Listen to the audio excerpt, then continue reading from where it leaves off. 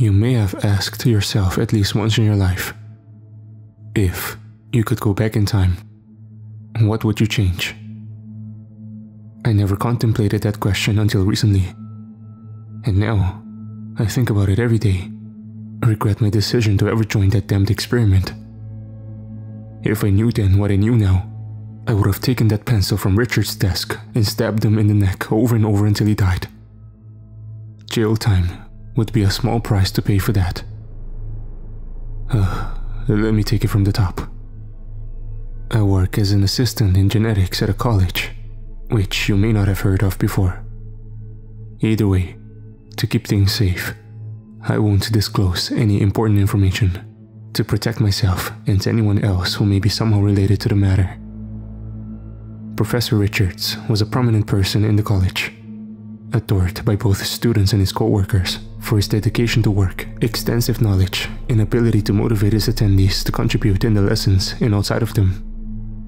He often conducted projects here and there, small experiments to prove or debunk a theory or something else, and more often than not, he had a plethora of student volunteers who were willing to do all the work for him.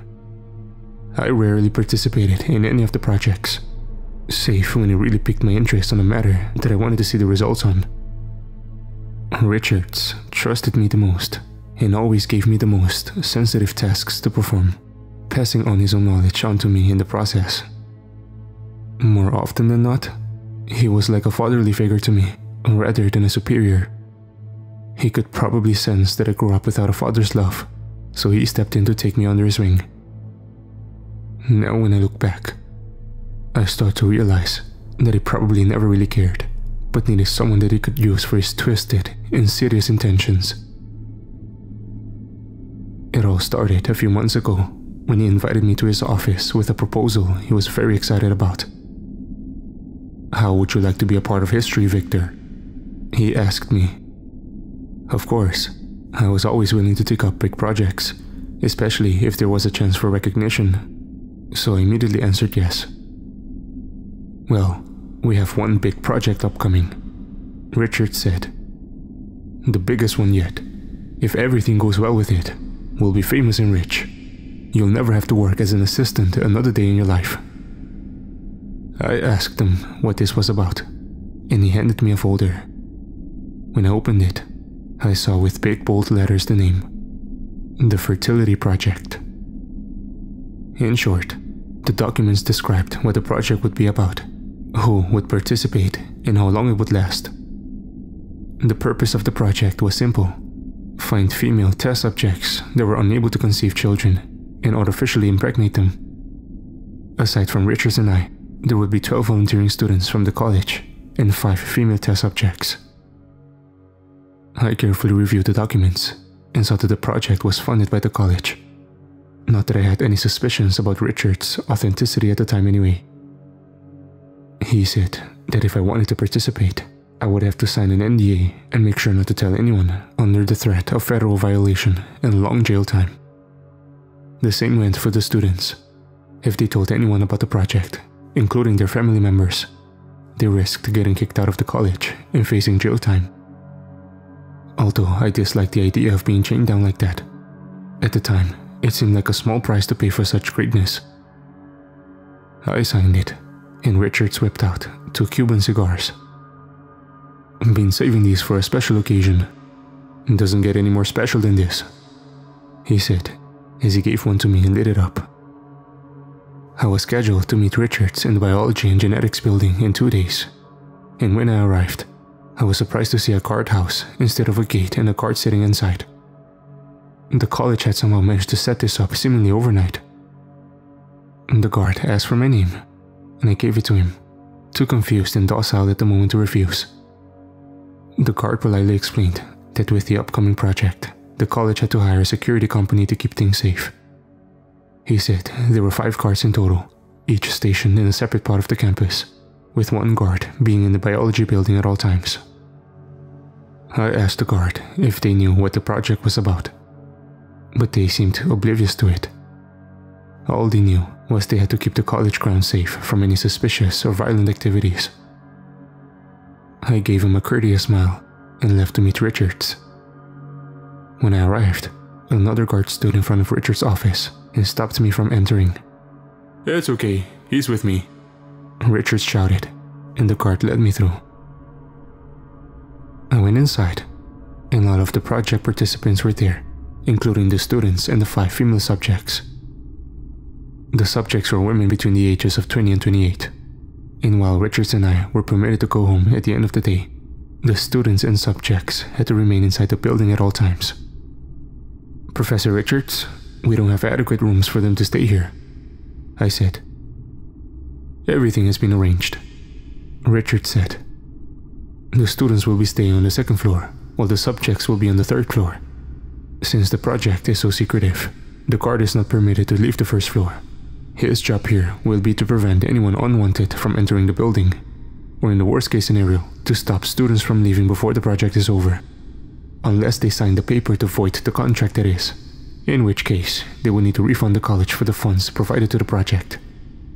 Trust me when I say this, the funds are extremely high, and you probably wouldn't want to do it. Now, let's show you all to your rooms." My eyes widened when we went up the 2nd floor, and I realized that 2 of the classrooms have been completely rearranged into unrecognizable rooms. Instead of chairs and desks, there were night tables and beds, giving off the impression of a dorm rather than study building. The 3rd floor was even stranger, with the classrooms not only being rearranged, but the entire floor seemingly renovated to instead have a row of 5 doors, which led into tiny cells. The women were each assigned to a cell and locked. It was explained that it was for their own safety, but should they want to drop out of the experiment at any given moment, they were free to do so. Again, he emphasized the price they have to pay for such a choice. I started getting a bad feeling by this point. None of this seemed right, and no matter how many times Richards uttered the word voluntary, nothing seemed so about this. The students and the women seemed very enthusiastic, however, and were hanging on every word the professor said, obeying orders without questions. On the first day, the crew went to the lab and created a solution which was put into vials and injected into the subjects. Each student had his own role, ranging from performing subject checkups, preparing food for the project members, taking blood samples, etc. My duty was to oversee the entire situation and assist if necessary, while providing medical help in case of an emergency.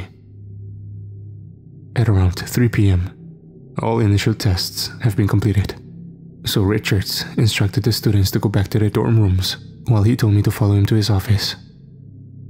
He sat by his computer, a wide grin on his face at the satisfaction of a job well done for the day. "I'll have one task for you, Victor," he said. "You may go home whenever you want, but what I may need your help with is monitoring the subjects. Come here." He gestured, and I went around his table to look at the PC screen. On the screen were 5 camera feeds, monitoring the subject cells. "I'll be sleeping in the office," he said. "But if something comes up for me, I will need you to monitor the subjects." It sounded like an order, not a request. "Sure, Professor. You can count on me," I said, trying to hide my uncertainty. "Alright, well, that's it for the first day. You can go home now. Get some rest. We have a lot of work ahead of us tomorrow." For days, nothing changed, and the crew performed their regular duties during the day. And then, about a week later, subjects 2 and 4 started to complain about the extreme isolation they were subjected to. They asked to be let out, but Richards outright refused, reminding them about the cost they would need to pay. Despite that, subject 2 protested, so Richards ordered one of the students to sedate her. He did as instructed, and the subject fell asleep. It was around 8 p.m. when I went into Richard's office to report the day's findings, and I realized that subject 2 was still asleep. "Professor Richards, the subject should not be asleep for that long," I said. "She shouldn't," he said. "But she's not sleeping. She's being euthanized." My eyes widened in horror. "What did you say?" I asked. "We couldn't risk letting her out. The student doesn't know what he did, so let's keep it that way. We don't want him wrecking himself with guilt." "Oh, are you out of your mind? You killed her?" I raised my voice, to which he gave me a stern look. "Know your place, boy," he said. "This project is the most important thing we'll ever work on. We can't let it go to waste because somebody decided to opt out of it and disclose secret information." "You can't be serious," I shouted. "I am," he said. "And Subject 4 has been complaining as well. I'm going to need you to euthanize her." "That's out of the question." We had a heated discussion, and I told him I'll be leaving the project and reporting him to the police when he whipped out the papers and showed them to me. He pointed to the section which showed that I agreed to be part of the project until it was finished, and that if there came to any misconduct, all participants would be treated as equally guilty. "You son of a bitch," I said. He simply smirked and told me to do my job, handing me the injection. I hesitated for a long time, but in the end, I had to do it. I was afraid of going to prison so much that I didn't care I had to end someone else's life. That doesn't take away from the fact that I felt extremely guilty giving the patient an injection, while lying to her face that she'd be back to her husband tomorrow by noon. Richards even made me dispose of the bodies, and made me agree on a story with him to tell to the students, that the subjects were released in the middle of the night. I agreed to everything he said, feeling sick to my stomach. He told me to go home and take the next days off. I did as he commanded, and needless to say, got no sleep that night. I battled with myself the entire next day on whether I should go to the authorities. But again, I was too selfish and afraid for myself to do so. When I returned to work the following day, I found Richards and the students in one of the classrooms, ecstatic. When I asked what was going on, Richards said, "Victor, we did it. Subject 1 and 3 are pregnant. This is a huge breakthrough in science." My jaw dropped. I honestly haven't even thought about the potential success of the project. So, I was surprised to say the least. I'd be lying if I said I wasn't excited myself. This was indeed a breakthrough in science. We wasted no time performing checkups on the subjects, taking blood samples, etc. Over the next few days, the subjects' weights have been increasing rapidly, and their stomachs have grown in size. Ultrasound displayed the growth of the fetus at an abnormal rate, and we started to get a little worried, since the size which we had seen by then was not supposed to be visible by the first trimester, let alone after just 3 weeks. Richards ordered us to carefully monitor the subjects in case their health starts to slip up. And then came the worst day that I experienced during the project. It was day 26. I remember distinctly, and Subject 1 was complaining about the severe pain in her stomach. I examined her, and the baby was kicking with extreme force, so much that I could see the bulges from the impact on the subject's stomach. I begged Richards to take the subject to a hospital, but he wouldn't hear it. He told me to give her some painkillers and get back into the office. By this time, the students were already asleep in their rooms, and since the cells on the 3rd floor were soundproof, not even the subjects from adjacent cells heard the woman screaming, let alone anyone else. Richards and I observed Subject 1 on camera as she writhed in pain. She banged on the floor, begging to be let out, after which she lay on the bed, holding her stomach and screaming in pure agony. I saw her stomach stretching out, as if something poked it from the inside, and then her skin ripped open and a tiny hand emerged. Blood sprayed out like a fountain, and I saw a deformed blood-covered head pop out, further opening the abdomen. The subject screamed, now more in terror than pain, as she helplessly watched her baby burst through her stomach. Only seconds later, her head dropped onto the bed, and she stopped moving. The baby started crying, but It was a kind of cry I had never heard before. It sounded guttural and gurgling. "Victor, what are you waiting for?" Richards yelled. "Go take care of the baby." I stared at the thing on the camera, unable to move. Whatever that thing was, it wasn't human. It had an abnormally large head, extremities of unequal proportions, and a voice that sounded anything but human. It cried vigorously for a while, gradually losing its potency and going completely silent. "Victor!" Richards yelled again, but I was frozen in place. Richards violently stood up and stormed out of his office. I saw on the cameras that he was entering cell 1. I came to my senses and figured that I had to ensure myself somehow or stop the project. I browsed Richard's desktop and found the folder containing the details of the project. I glanced at the camera and realized that Richards was examining the dead baby and mother. I entered his email and sent all the details of the project to my email, nervously tapping on the desk as the files transferred. Richards was done wrapping the bodies in a sheet and started coming back. So as soon as the email was sent, I deleted the sent email and returned to the camera feed, stepping away from the PC. Richards burst inside, beads of sweat forming on his temples. "Are they dead?" I asked. "Of course they're dead, you idiot. I should report you to the project stakeholders for insubordination." "Excuse me?" "If you had arrived in time, the baby of the subject could have survived."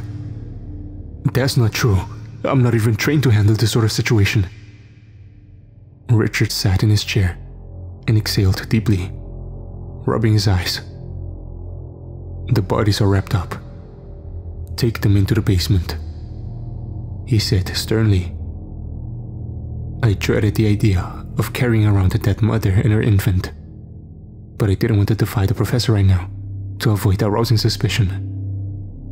I hauled the body downstairs and returned to Richard's office, who still seemed pretty pissed. "Go home," he said, staring at the screen of his computer. "Professor, if you need help, I can't leave." He didn't need to tell me again. I wished him a good night and left, still shaking. As soon as I got home, I downloaded the contents of the email and deleted any remaining evidence. I could use this somehow, but I was too tired and traumatized to think of a plan. I went to bed, the events of the night replaying in my head. That night, I kept having recurring nightmares of deformed, monstrous toddlers chasing me. When I woke up, I found the reality to be barely better than the haunting nightmares. But I had to go back to work. I knew Richards had me by the balls, and I had no choice but to comply with his demands. When I arrived, the students were going about their normal everyday activities. Richards explained that he lied to the students and told them Subject 1 had to be taken to the hospital due to complications. I was appalled by his actions, but then remembered that I'm not that much different, so I stopped myself from judging him too much. Out of the 5 subjects, only 2 remained, Subject 3 and Subject 5. Subject 5 still showed no response to the treatment, and Subject 3's stomach kept growing rapidly. And then, just 2 days after the death of Subject 1, she gave birth. Richards was ready this time, having invested in an incubator, and he delivered the baby himself. The baby was just as deformed as the one from Subject 1. Richards separated the mother and the baby without even letting her take a look at the child, much to her protests. He ordered us to close the cell as he took the baby out. We had no choice but to comply, even the students, who reluctantly followed his orders. Subject 3 cried for hours, but Richards muted the camera and focused on observing the baby in the incubator. 10 days later, the baby had grown in size enormously, reaching above 8 feet in height and over 390 pounds. It had grown long extremities, its skin had become extremely hard, and its face no longer resembled that of a human, with various lumps and visible deformities on it. That wasn't the only thing though. A scan revealed that the creature itself had babies growing inside of it at a seemingly fast pace, just like the babies of the subjects.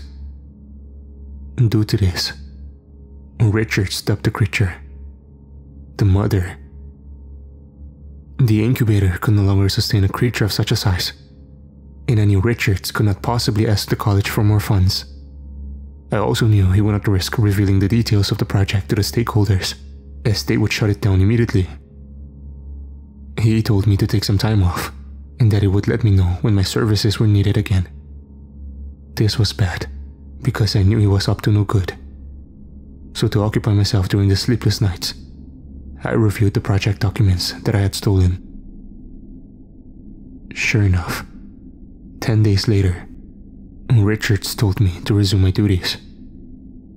When I arrived, I saw an electronic door, which hadn't been there before, in his office behind his computer. It led downstairs to a basement, which was expanded onto a huge area that resembled a laboratory. There were enormous test tubes filled with green liquid all over the place, with the biggest one being at the far end of the room. The mother was there, now much bigger than I remembered it to be, seemingly sleeping, and although its stomach was bulging, I could see more smaller deformed creatures in nearby incubators. Richards filled me in on the details. The mother gave birth to 3 of them and continues to create more. The scan showed 2 more babies inside her stomach. In addition to that, it would seem that its babies also carry their own babies. And they are extremely sick though, so I have dubbed them the rejects. The college approved this? I asked. Of course not. They don't know about this. I used my own funding to further the research. I realized then there were only 9 students present in the building. Where are the other participants? I asked. Richards paused before answering. They were found dead in their rooms. So the weaklings couldn't live with the knowledge of what had to be done for greatness. I also realized that Subject 3 was gone. I didn't ask him where she was, nor how he disposed of the bodies. That left us with only Subject 5 remaining. She was extremely malnourished and sick, as Richards saw no use in feeding or taking care of her. Over the course of the next few days, fewer and fewer students kept showing up. More committed suicide, whereas a lot of them were killed handling the babies. It soon became apparent that the creatures were toughening up quickly, their skin becoming hard, their speed and strength increasing way above humans, etc. Richards had one of the grown versions placed inside the cell of the previous subjects and sent one student to feed the creature. The creature was highly aggressive, so by the time he was done with the student, what was left of him was strewn all over the cell. Everyone was fully aware of Richard's intentions by then, but no one dared oppose him. A lifetime in prison put anyone off from trying anything stupid, like reporting him to the authorities. Every day he would emphasize multiple times how we would be rich by the time we were done, or how everyone would end up in prison for life if anyone decided to betray him. He knew exactly what to say to instill fear in his subordinates, including me. Out of all project participants, only Richard, myself, and 3 more students remained by day 60. And I knew it was only a matter of time until it was my turn. Things were getting out of hand, and I knew I had to put a stop to this. Richards never let anyone down in the lab without his permission, and he was the sole holder of the key card which opened the electronic lock. But that was of no interest to me. I had to get Subject 5 and the students out of there. Based on the conversations I've had with the guards, they were loyal to their company and not to Richards, so I knew I could trust them with some of the details. I scheduled my email containing all the project data to automatically be sent to the security company and the college 12 hours after I start my shift. I then pulled the guard from my building aside. I told him everything about the project and how most of the people were dead now, to which he seemed surprised and terrified. He agreed to wait until Richards went to sleep in his room and that we would then unlock the cell and let everyone out. Before we managed to finalize our plan though, Richards called me into his office, interrupting us. I followed him there and stood in front of his desk as he stared at the computer screen for a while. When he decided it was time to pay attention to me, he looked at me and said, "Victor, how are you feeling?" "I'm fine, Professor." I lied. "No, you're not. I can see it on you. This whole thing bothers you. I know it." "It doesn't. I'm okay with this." "Victor, you're a horrible liar. But I have something that might change your mind. Come with me." He opened the electronic door and led me downstairs. By now, most of the incubators had deformed creatures of various sizes inside of them. Some of them much taller than humans, others the size of toddlers. Richards led me around and stopped in front of one of the incubators. "Look," he pointed, and my eyes widened. Inside the test tube was a very small, perfectly healthy, perfectly normal human baby, given birth to by one of these monstrosities. He said, "You see, we achieved greatness." "How is this possible?" "I believe there is a variety of factors. According to all the data I've gathered, there is a very, very small chance of a normal human baby being born. But there is a chance. But that means the project is a failure, and we would need to breed dozens, if not hundreds of these creatures in hopes of getting one healthy baby." "No, it is not a failure," he rebuked. "We're going to go down in history. Why can't you see this?" "I'm sorry, Professor, but the only thing you'll be remembered as will be a cold, heartless murderer who pretended to be a scientist. I know what the project is truly about. I've read your files, and I know you never intended to use the project for any so-called greatness. All you wanted was to make money, and this gives you a chance to sell these creatures as a weapon on the black market. And I also know that dropping out of the project never posed any threat to the participants. You lied to us." "That's not. I've already contacted the security agency and the college. They will know everything soon enough." "How dare you?" he scoffed, before calming down. "Well, no matter." He pulled out a pistol from behind his back and pointed it at me. "The project is a success, and the mother will be transferred to a new base for further research. I planned on killing off the students and the remaining subject tonight and offering you a chance to come with me. But since you know too much, you'll have to join them. You can kill me, but you won't get away with what you've done. You can't stop this, Professor." Just then, there was a sound of glass cracking behind Richards. He turned around in time to see one of the test tubes breaking, the green liquid pouring out. The creature inside stumbled out, ferociously gurgling and striding towards the professor. "Stay back!" Richards fired a few shots into the creature, but it only flinched. And then, the mother opened her eyes. Her eyes were completely black, and yet despite that, I knew that her gaze was fixed directly on me. She groaned, emitting a deep vibration, and her children raised their heads in response. More tubes broke, and before I knew it, the professor and I were running back upstairs, Richards locking the doors with his keycard. There was a loud banging, and I turned around just enough to see a dent appear on the door. When we reached his office, Richards fumbled for his computer, frantically clicking. "No, I can't let my data get destroyed," he said to no one in particular. The loud bang now resounded directly on the door behind Richards, but he seemed oblivious to it. I didn't stay to see what would happen to him. I ran the hell out as the bangs got louder, just in time to hear the door break and a cacophony of gunshots and monstrous screams ensue. Richards screamed in agony before his own voice got drowned out. The guard was there, and had a visibly confused look on his face. "No time, we gotta save the others," I shouted. "No, there is no time." He grabs me by the arm. The screams of those creatures resounded behind us, and I could see them emerging from Richard's office, covered in blood, with bloodthirsty looks on their faces. I stood there for a moment, contemplating my next action, but my cowardice took hold once more, and I knew that I wouldn't be able to make it if I went for the others. So instead, I listened to the guard, and we both bolted out of there. "Go, go! Intervention will be here soon!" the guard shouted as we ran. But only moments later, I heard him get grabbed as the monsters piled on top of him and ripped him into pieces.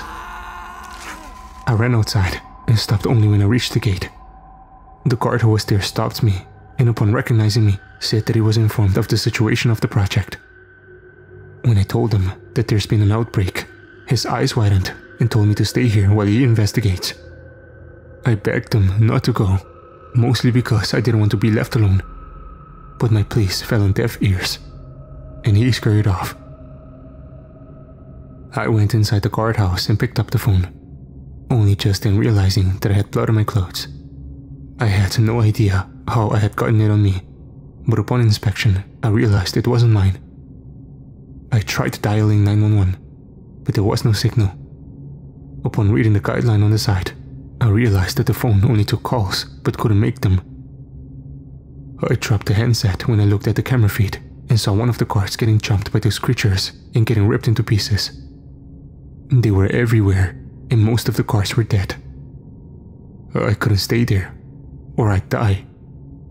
I went out of the guardhouse and ran towards the wooded area, looking behind me every now and again and making sure nothing was following me. After what felt like forever, and my legs started to give way, I stopped to take a break.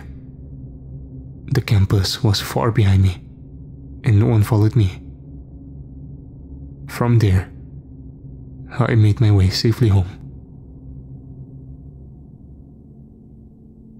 Out of all the participants of the Fertility project, I was the only confirmed survivor later on.